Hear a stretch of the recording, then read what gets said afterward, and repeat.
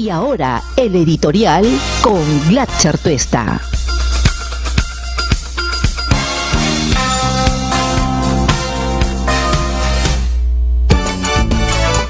Son las 7:02 de la mañana.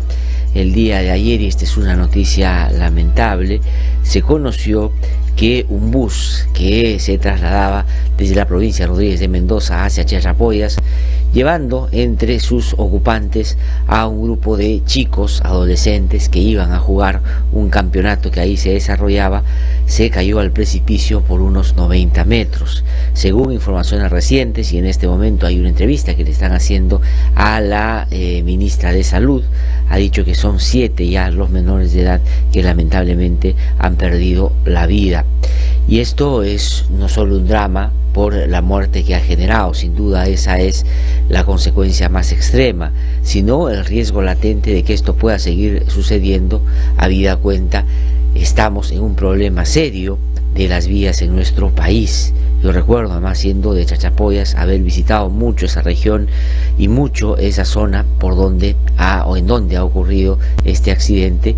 ya que mi familia vivía en Rodríguez de Mendoza y lamentablemente no se ha hecho mucho para mejorar el sistema de transporte por un lado, pero por otro lado las vías que siguen siendo de un solo sentido, muy angostas, que no tienen barandas a los alrededores y al costado precipicios que lamentablemente siempre ponen en zozobra a cualquier persona que tiene un familiar o viaja por esos lugares. Esto es tremendamente grave, esto es lamentable, pero refleja que ese crecimiento y esa modernidad y esas mejoras de las cuales se habla de manera permanente cuando se debate y se compara el Perú con otros tiempos, no ha llegado a mínimamente considerar cambiarle la vida cotidiana a personas que se trasladan en esa vía diariamente y que corren este peligro que hoy día hemos visto expresado en muerte y sangre. Lamentable, mis condolencias por supuesto a los familiares, a los amigos, a los miembros del centro educativo del cual estos chicos participaban y a todos mis paisanos que en este momento, como todo el país, está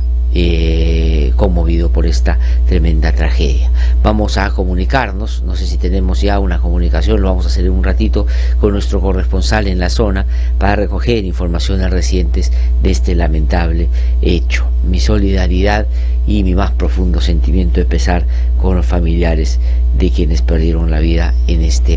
a estas alturas absurdo y negligente hecho, ¿no? Es una vía muy angosta. Al parecer el bus que estaba transportando a estos chicos, por darle paso a una camioneta o al revés, pues se pegó mucho hacia el precipicio y terminó cayéndose 90 metros. Realmente un drama. Son las 7:04 de la mañana. Vanessa, tengo que pedir que más adelante, no sé si cuando tengamos contacto con nuestro corresponsal, le vamos a profundizar en esta información. Mientras tanto voy a comentar algunos otros temas políticos, sobre todo, que han dado que hablar por estos días también. Pues bueno, se conoció, como era más o menos previsible, que Vicente Silva Checa, el otrora colaborador y personaje muy cercano a Vladimiro Montesinos,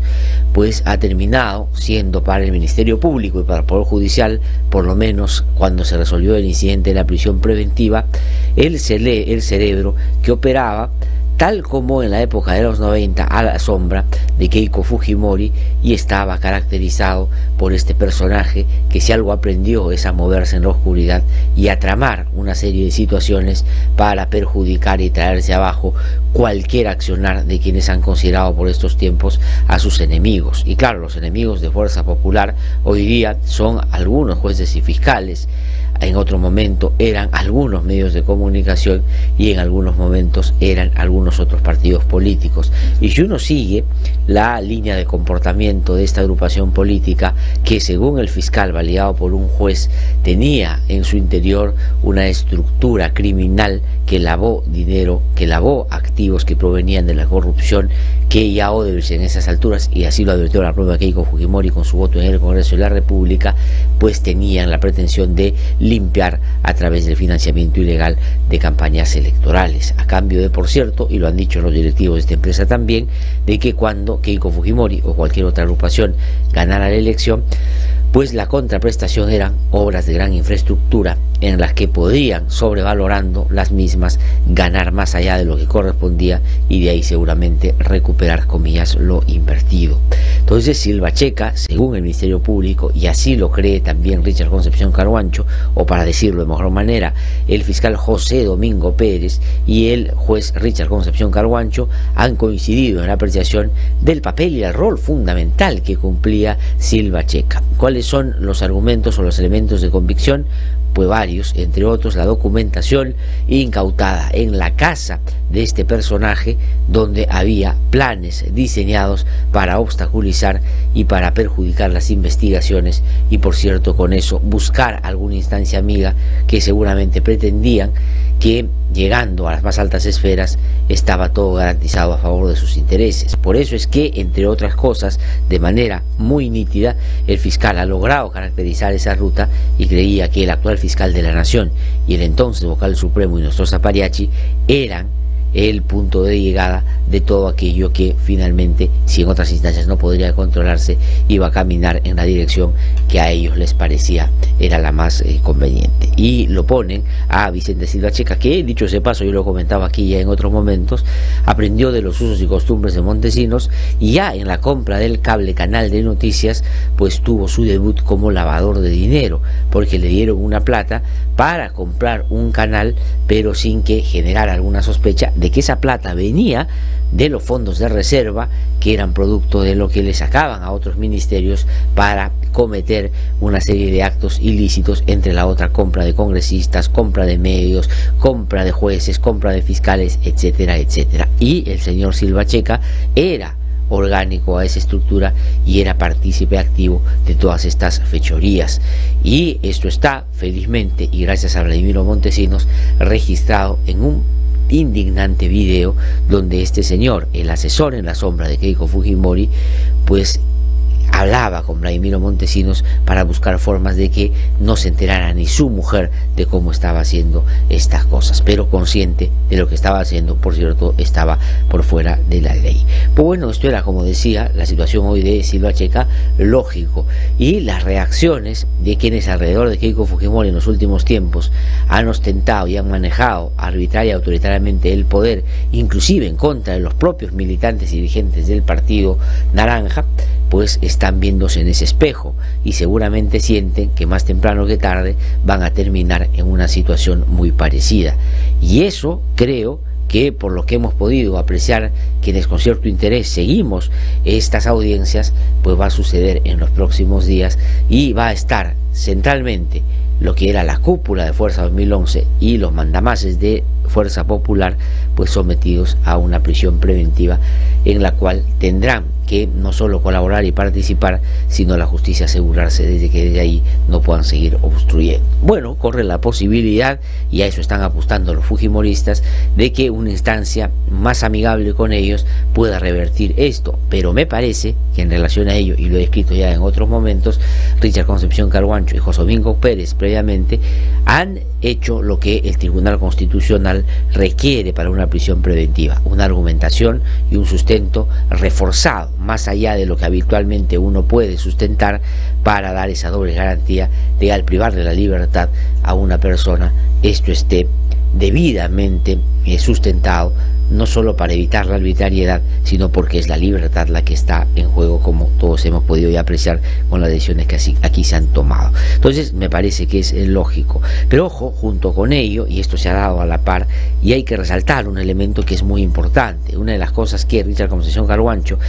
por lo que también el fiscal José Domingo Pérez ha establecido en torno al papel de Silva Checa, es que contaba con documentación que provenía de instancias que solo tenían la potestad de distribuir las personas que estaban imputadas en el marco de las investigaciones en el caso Lavallato en el Congreso de la República, y encontraron información muy sensible que tanto el fiscal como el juez han llegado a concluir de que solo podía haberse dado por la cercanía de alguien de esa comisión que le pasó dichos documentos, que a la vez servían para generar estrategias y defender a determinados personajes, entre otros Alan García, como efectivamente la comisión finalmente determinó no tenía responsabilidad. Y la señora Rosa Bartra, que ha peleado hasta el final, y esto es realmente de antología, yo les recomiendo que ustedes vean la entrevista que le hicieron ayer a esta señora en Canal 4,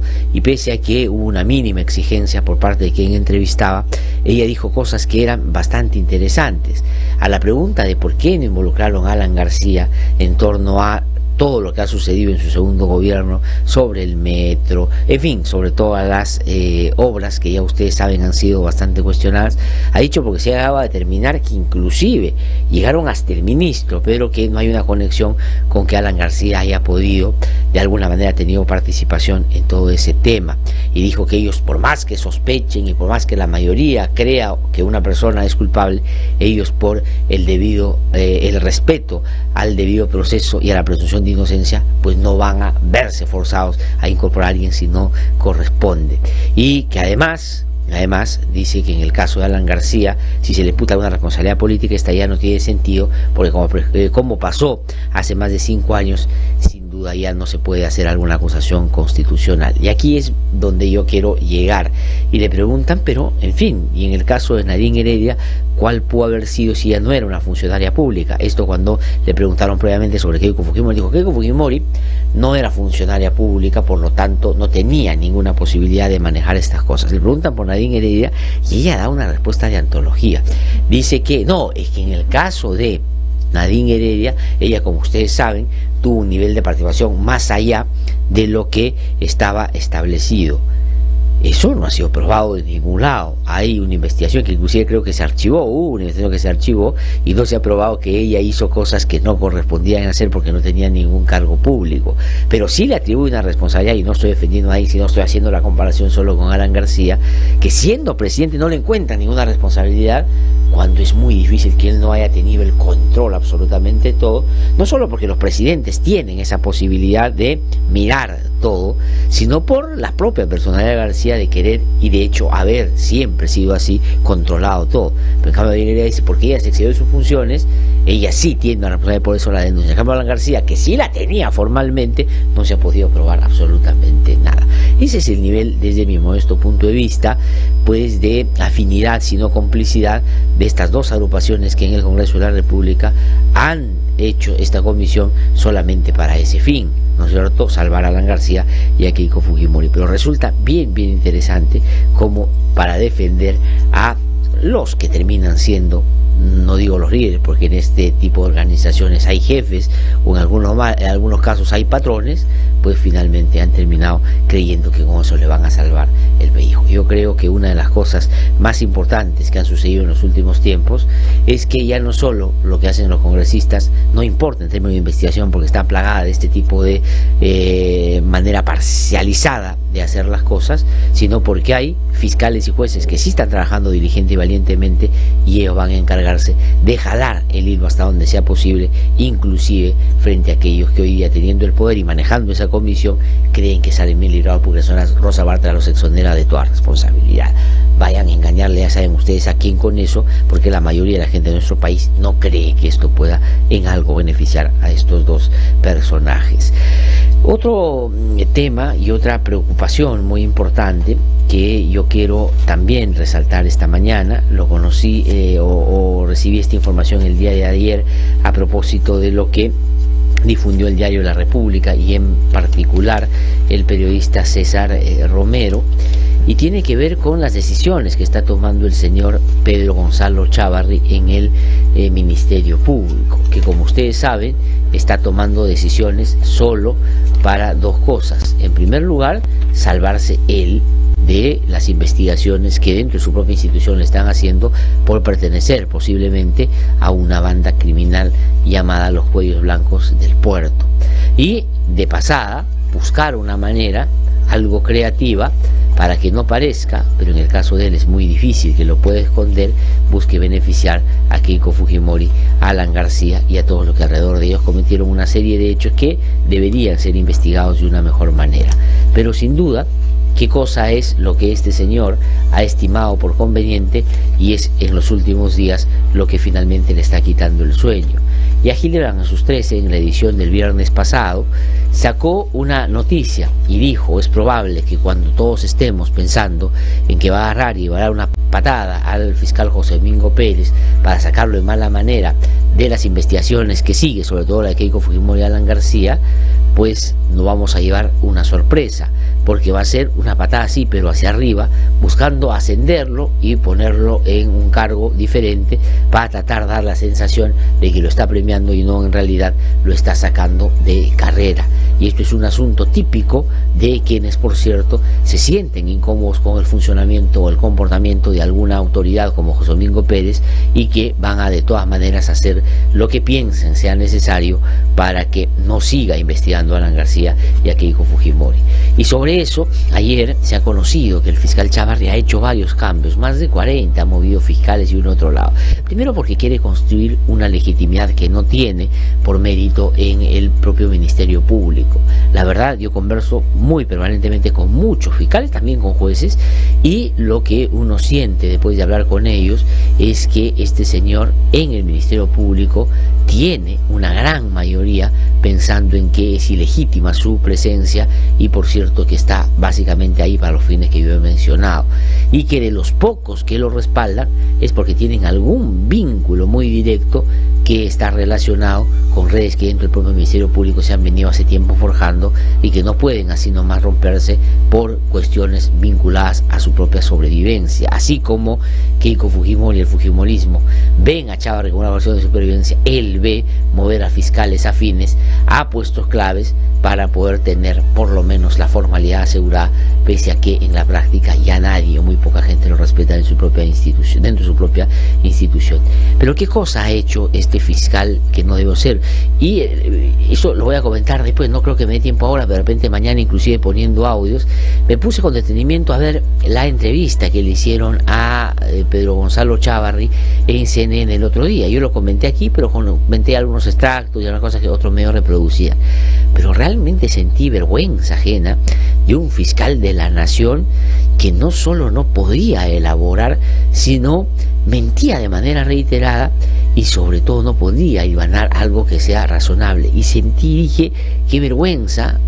como peruano de que fuera vean que ese es el tipo de fiscal de la nación que tenemos, y que no hemos sido capaces en los últimos tiempos de adecentar y cambiar y de mejorar también la representación de instituciones tan importantes como esta. Cierro ese paréntesis y les cuento lo que ha hecho este señor, y lo voy a tomar de Perú 21, que reseña esto de la siguiente manera. Dice: sobrecargan el trabajo de fiscales que investigan los cuellos blancos. Dice: Pedro Chávarri dispuso que Sandra Castro, ¿quién es Sandra Castro? Una valiente fiscal que investiga los cuellos blancos del puerto, y dentro de los cuellos blancos del puerto incorpora a Pedro Chávarri como uno de los principales operadores de ese sector. Pero resulta que Pedro Chávarri lo que busca es entorpecer la labor de esta fiscal, porque no se siente a gusto con alguien que, por cierto, lo está investigando a él también. Dice: desde agosto último, la fiscal Rocío Sánchez, quien investiga junto a Sandra Castro a esta organización criminal tras conseguir la interceptación ilegal que dio lugar a los audios de la vergüenza, pidió a Chávarri que aligere su carga laboral para que pueda dedicarse con mayor profundidad a este complejo caso. Y eso resulta razonable. Si están viendo un caso tan importante que involucra inclusive al propio fiscal de la nación, pues deberían darle todas las condiciones para que esto se haga de la mejor manera, y en el interés inclusive de Pedro Chávarri de que de una vez por todas se determine si tiene él o no participación, para que pueda él estar más tranquilo. Por el contrario, él ha ido por la otra vía del entorpecimiento, de la amenaza y de, por cierto, yo diría casi de la extorsión, porque salir públicamente, hablar y desprestigiar a las fiscales, mandar mensajes a los testigos y colaboradores y dar cuenta de que él en cualquier momento puede sacar a cualquier fiscal, es un asunto que linda con lo extorsivo desde mi punto de vista. Dice: Sánchez solicitó que se trasladen, por ejemplo, sus casos de lavado de activos a otros fiscales, pero casi 3 meses después aún no recibe respuestas, según fuentes cercanas a su despacho, dice Perú 21. Ellas tienen, en adición a sus funciones en carga laboral de lavado de activos, hace meses que se ha pedido que se nombre a otros fiscales y se traslade la carga porque ya no pueden más indicarme. Dice: la percepción es que no hay ningún apoyo desde el Ministerio Público. No obstante, las fuentes agregaron que las fiscales saben trabajar bajo presión y continúan con la investigación. Operativo, dice. En la última acción concreta de Chávarri fue disponer, escuchen ustedes esto, estoy tomando esto de Perú 21. La última acción concreta de Chávarri fue disponer que la fiscal Castro, en adición a sus labores, es decir, ellas están pidiendo que les quiten carga para dedicarse de lleno a los cuellos blancos del puerto, pero no, al contrario, no solo no les dan o no les quitan carga, sino les dan más. Escuchen ustedes, en adición a sus labores, dice que trabaje por 3 días en un operativo entre Perú y Colombia contra el lavado de activos en el aeropuerto. La magistrada tendrá que realizar un reporte detallado de todo el trabajo, luego de ello retornará a su investigación a los cuellos blancos del puerto. Es decir, Chávarri, como no puede sacarla, porque eso sería un escándalo mayor al que ya nos tiene este señor acostumbrado, pero ha visto una manera de, por un lado, no quitarle carga, sino más bien adicionarle otras funciones y otras labores que la distraigan del trabajo que está haciendo en los cuellos blancos del puerto. Dígame usted si esa decisión es o no arbitraria. Claro que el fiscal de la Nación lo puede hacer, pero en circunstancias como esta, pues llama rápidamente a la sospecha, sobre todo cuando estamos frente a un personaje que claramente, y por indicios que hay, puede de aquí a un tiempo corroborarse que ha participado de una red criminal que estaba instalada en el sistema de justicia. Es decir, Chávarri está hoy día muy golpeado, muy herido, y desde ahí tiene solo 2 cosas por hacer.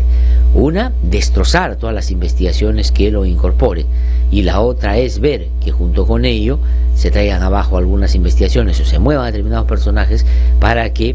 le hagan el menos daño posible a quienes han terminado siendo sus principales defensores. Entiéndase o léase el señor Alan García y la señora Keiko Fujimori. Eso es lo que está pasando en el Ministerio Público, y los defensores de Chávarri, que no son muchos, pero gritonean todos los días en varios medios de comunicación, no incorporan esto como elementos determinantes porque están abocados a la causa de defender a Chávarri, defendiendo seguramente algunas otras relaciones que poco a poco se irán seguramente conociendo más adelante también. Peruanos por el Cambio, 7:23, como si, digamos, no hubiese sido suficiente todo el desgaste y los problemas que han tenido de asumir el gobierno, pues hoy día se están también desmoronando y han entrado probablemente, no sé si consciente o inconscientemente, a una competencia con el fujimorismo en torno a quién se desintegra más rápido. Y han habido voces dentro de esta agrupación que han salido a cuestionar la vocería de Gilbert Violeta como el portavoz de esta agrupación política. Primero fue Patricia Donaire, que dijo que en el interés, Violeta, de firmar un absurdo pronunciamiento que el APRA, o una ley que el APRA impulsaba bajo la lógica de que no se puede vincular a los partidos políticos con la criminalidad organizada, como una coartada por parte de Jorge el Castillo, por supuesto que sabe mucho de ello, para librar a Alan García. Y Gilbert Violeta parecería que estuvo de acuerdo con ello y generó una primera discrepancia con su bancada. Pero en segundo lugar, y ahí con Patricia Donaire, Patricia Donaire estuvo en contra de eso y finalmente tuvieron un encontrón donde ella lo acusa, no solo de haber pretendido hacer esto que ya desde mi punto de vista también no era correcto, sino de haberla maltratado, y con ello ha llevado una discusión interna sobre si debe o no permanecer Gilbert Violeta en su cargo. Pero a eso se le ha sumado la renuncia de Guido Lombardi hace tan solo unos pocos días, bajo el argumento de que ya es inmanejable esa bancada, que el portavoz o el coordinador no hace lo que corresponde como función, y finalmente ha dado un paso al costado, sumándole a eso otro tipo de acciones que dice se han producido y que él ya claramente no comparte. Pero como si eso fuera poco, ha renunciado también el señor Heresi, el exministro de Justicia, Salvador Heresi,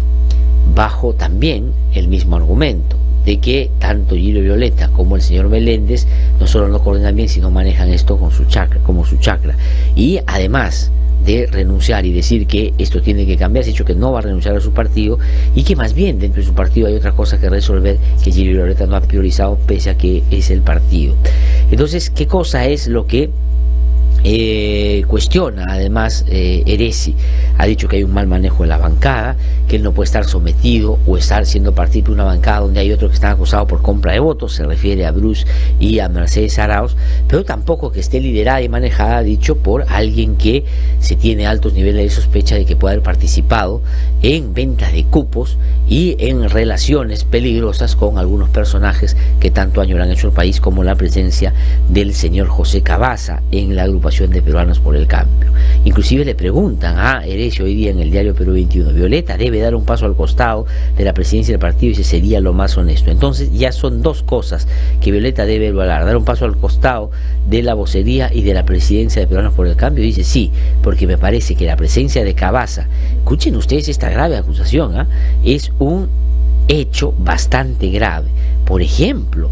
no sabemos si tuvo que ver con la salida de Julio Guzmán de la carrera electoral. Si eso fue así, sería un hecho gravísimo. Ese es un tema que ha quedado en el aire. Si no solo se va por el mal manejo de la bancada, sino porque dice que Gil Violeta está investigado por una serie de temas que a él le parece que son graves, pero además porque no ha respondido satisfactoriamente sobre la presencia de José Cavazza en Peruanos por el Cambio, pero da un paso más y dice que José Cavazza pudo haber tenido que ver con la salida de Julio Guzmán de la última competencia electoral, lo que propició, por cierto, que Peruanos por el Cambio y Pedro Pablo Kuczynski pudiera avanzar hacia una segunda vuelta y ganar en ella la elección. Esto es muy grave. Vamos a tratar de comunicarnos en algún momento con Gilbert Violeta para que pueda darnos alguna opinión sobre esto que sobre él se viene hablando y diciendo, y decisiones que se vienen tomando de gente en su propia bancada. Bueno, hay varios otros temas bien importantes también en Perú 21. Yo iría solicitando varias cosas en Perú 21 porque me parece que tiene una cobertura interesante. Ojo, este es el otro tema que el gobierno en algún momento tendrá que aclarar, y en esto tendrá que ponerse de mejor manera a revertir lo que lamentablemente dejó la primera parte de su gobierno que lideró Pedro Pablo Kuczynski. La ejecución de los proyectos de inversión en 14 ministerios, la mayoría de los ministerios, es menor de 50%. Escuchen ustedes, estamos ya en noviembre, a mitad de noviembre, y en justicia solo han gastado el 22%,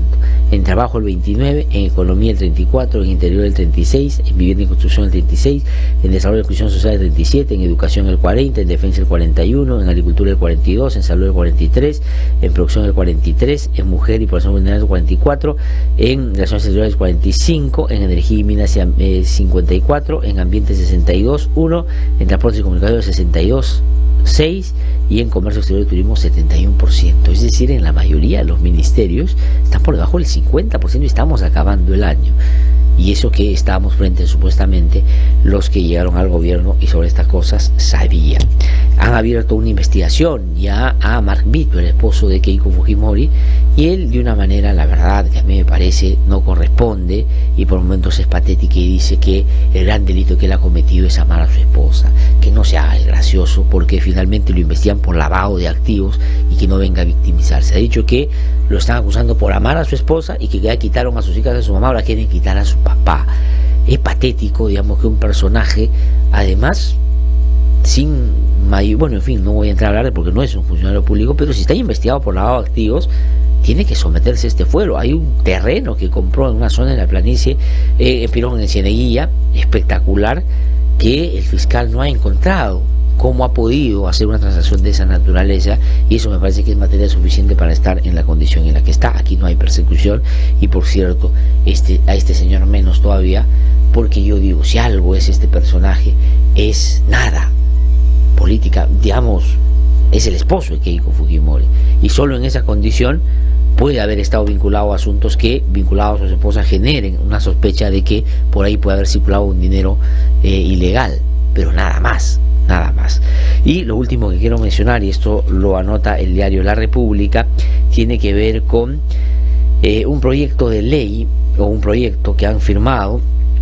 digamos, creo que 16 congresistas fujimoristas, y a eso se ha sumado el señor Salvador Heresi, para excluir de todas las políticas públicas lo que hace referencia al género, al enfoque de género. Y me cuenta gente cercana al fujimorismo que ese ha sido una condición que le han puesto a la propia Keiko Fujimori para que algunos de los que están relacionados a esta bancada evangélica no se vaya de Fuerza Popular. Es decir, cuando el barco ya se está hundiendo y todo esto se está desmoronando, van a tratar de sacarle provecho a la situación y hacer que su agenda predomine frente a otros temas tan importantes que hoy día deberían aprovechar para discutirse, y con eso dar, si pudieran, la sensación de por lo menos que quieren cambiar en algo la perspectiva de los fujimoristas. Pero como son exactamente lo mismo los 90, pues han insistido en esa manera bruta y achorada, poco inteligente de actuar, pero sobre todo de espaldas a lo que la sociedad quisiera para afirmar la propia igualdad entre hombres y mujeres. Pero eso está sucediendo y parecería que eso ha sido la consecuencia. Ha estado Mario Vargas Llosa, está Mario Vargas Llosa todavía en el Perú. No sé si vamos a ir a una pausa o podemos poner los audios de Vargas Llosa todavía. ¿Ah? ¿Lo ponemos? O no vamos a la red. Vamos a irnos a la red entonces. Después vamos a escuchar a Mario Vargas Llosa. Ha hablado sobre el fujimorismo, ha hablado sobre la elección de Pedro Pablo Kuczynski y ha hablado sobre si deberíamos o no ser optimistas con lo que se viene en el Perú. Pero sobre todo sí quiero poner algo que me pareció nefasto en el Congreso. Ya me pareció patética la discusión, y va a venir a nuestros estudios Juan Pari con conocimiento de causa a hablarnos sobre este mamarracho de la comisión Lavallato, que claramente ha sido para blindar a Keiko Fujimori y a Alan García, por cierto. Pero lo que más rabia o indignación a uno le da es que la señora Rosa Barta se llene la boca diciendo que quienes se oponen a ese informe están en contra de la lucha contra la corrupción que ellos vienen efectuando. Esto, como dijo Gustavo Gordillo en algún momento, no es la lucha contra la corrupción, sino la lucha por la confusión. Y eso es lo que nosotros, y los ciudadanos saben, y mucha gente que nos escucha, no va a caer en ello. Por eso es que hay que estar debidamente informados. Pero si a eso fue patética la defensa, y los apristas bocones, achorados, el propio Mulder, ¿no?, que se quiso sacar el saco retando a otro para pelearse, en fin, todas estas cosas que ya más o menos son frecuentes en el Congreso de la República, estuvieron, o a eso se sumó un hecho que a mí me parece mucho más grave y dramático todavía, y ojalá sea algo de decencia en el Congreso, algo de esto debería verse en la Comisión de Ética, y es que cuando el congresista Zacarías Lapa, que es miembro de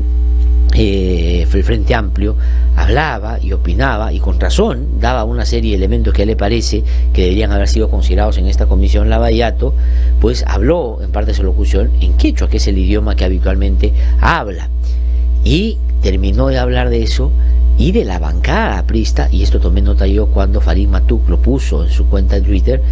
Le dice, y ahora pásalo en limpio, como burlándose de la manera como él se expresó, y sobre todo cuando habló en quechua, lo que ya me parece que no solo se suma a la manera patética y mediocre como se desarrollan nuestros parlamentarios, sino a un asunto claramente contrario a lo que deberíamos defender en una sociedad y en un país tan diverso. Vamos a escuchar un cachito de lo que dijo Zacarías Lapa y escuchen ustedes lo que le dicen en medio de la locución. Pero claro, como este Congreso yo no espero absolutamente nada, porque la decencia no es un asunto que esté en su vocabulario, menos en su comportamiento, seguramente va a quedar ahí, pero no quería dejar de ponerlo. Vamos a escuchar.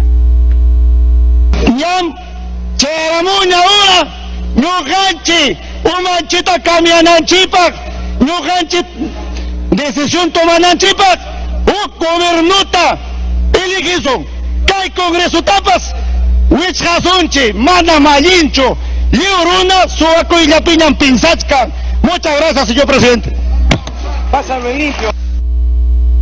¿Escucharon ustedes?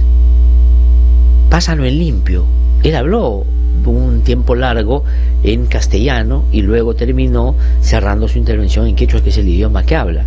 Y no sé quién es, me da la impresión que es muy, no sé quién es, pero viene la bancada aprista, le dice, ahora pásalo en limpio, con una manera, digamos, para mí es una afrenta a un país donde millones de personas, más de 8 millones, hablan el quechua, y él se estaba dirigiendo también